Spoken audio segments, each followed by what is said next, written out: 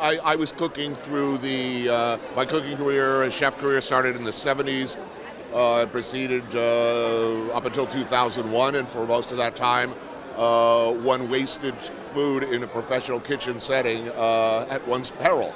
You know, it's the whole business model, the whole system that I came up with abhorred waste, encouraged us to make the most of every ingredient.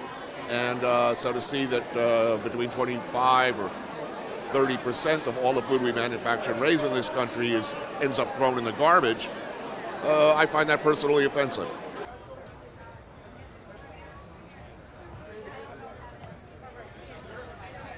Anthony, straight ahead. These are the Emmys for the people who actually make your shows.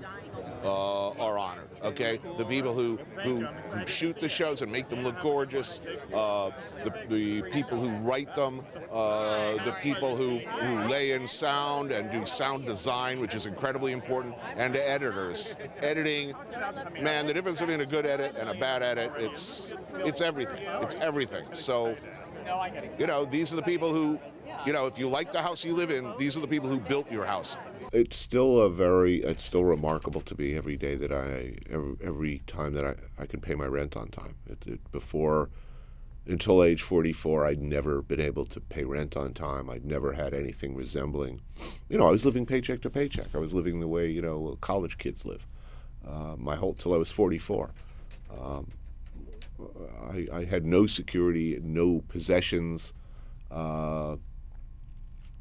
never owned a car, never had health insurance, and I was pretty set. I mean, as comfortable as one can be with that situation. I mean, that's where I was at age 44, and then Kitchen Confidential came out. I was still standing next to a deep fryer.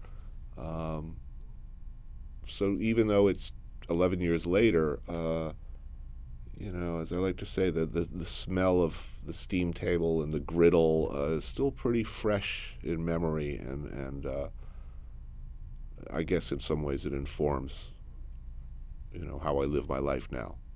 It's a coming to terms with a lot of mixed emotions about things. Certainly, it's a coming to terms with how my life has changed in the 10 years since Kitchen Confidential, which is to say, completely changed.